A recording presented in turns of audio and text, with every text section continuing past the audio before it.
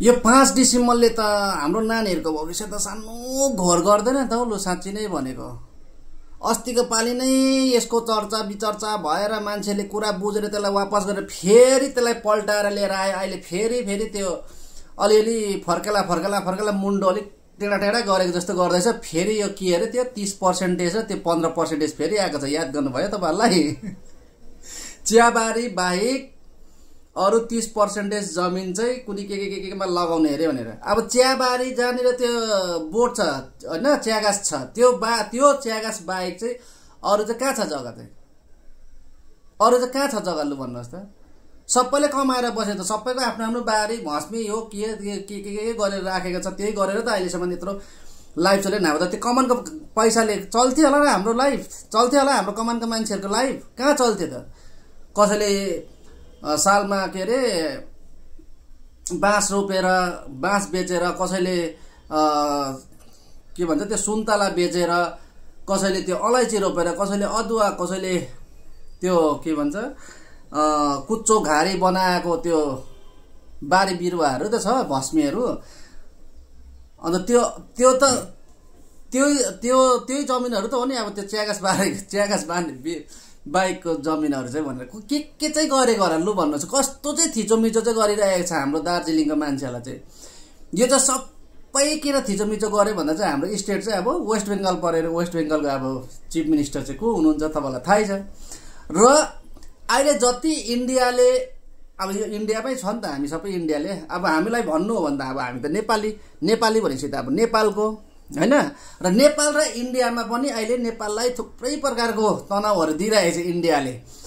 त्यो चाहिँ किन भन्दा चाहिँ त्यो अहिलेदेखिको कहानी हैन, त्यो कृष्ण भगवानको पालोदेखिको त्यो कुरा आउँछ। म तपाईलाई अलिकति त्यसको कहानी सुनाउँछु। तपाईहरुले त्यो यलम्बर राजा भनेको राजाको बारेमा कता सुन्नु भएको होला देखेको, तर तपाईलाई एक्ज्याक्टली नाम थाहा छैन होला। म त त्यसमा त्यो अलिकति कुरा गरेर म तपाईहरुलाई सम्झाउने कोसिस गर्छु है त।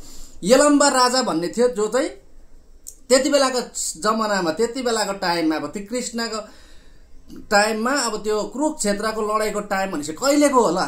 अब त्यति बेलाको टाइममा चाहिँ इन्डिया चाहिँ पार्टिकुलर इन्डिया थिएन, त्यो अब समूहमा एकदम पुरै सबै जग्गाहरूलाई लिएर चाहिँ बसेको एउटा जग्गा थियो। मतलब पृथ्वी भनेर त्यति बेला कुरा गरिन्थ्यो। अब त्यति बेला चाहिँ त्यो यलम्बर भन्ने राजा चाहिँ अहिले सोच्दा चाहिँ नेपालको भूभागमा पर्थेछ, अब नेपालको एरियामा पर्थेछ हैन। अब यति साह्रो डरलाग्दो राजा अब त्यो हैन यलम्बर, यति साह्रो डरलाग्दो।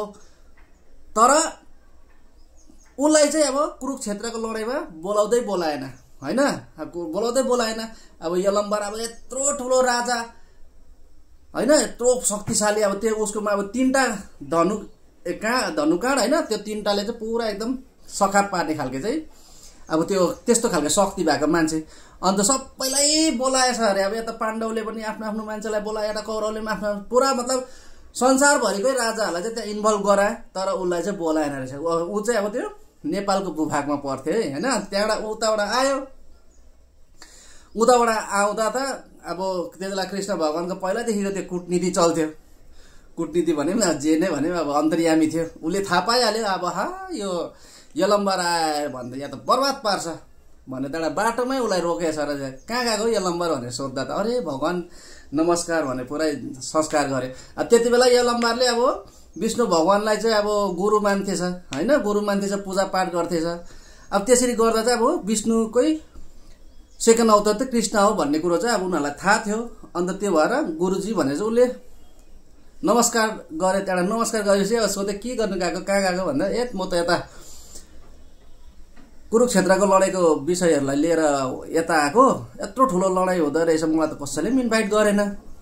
भने आहा हो र, तँलाई त गरेन, यो त साह्रै नाइन्साफी पो भयो त भनेर भन्छ। चलो ठिकै छ, तँलाई बोलाएन रहेछ, अब गएर त अब उयो त जोइन त हुन्छ होला, अब कुन चाहिँ पट्टि चाहिँ गर्ने, जोइन चाहिँ गर्ने भनेर भन्दैन सोद्धा चाहिँ कुन चाहिँ पट्टि जोइन गर्ने त भनेर सोद्धा चाहिँ अब मलाई त्यो को कता छ त्यो मलाई थाहा छैन प्रभु, मलाई अलिकति त्यसको जानकारी दिनुहोस् न। अब म त त्यही हो, जुन चाहिँ टिम चाहिँ अब कमजोर छ हैन, म चाहिँ त्यसलाई नै सहायता दिन्छु। म जुन चाहिँ बलवान टिम छ त्यसलाई म सहायता दिदिनँ, किनभने त्यो मेरो मेरो बसको मेरो अब कानुनमा चाहिँ त्यो नाइन्साफी हो भनेछ। किनभने कि जुन चाहिँ अब शक्तिशाली छ त्यसलाई नै उयो गर्नु चाहिँ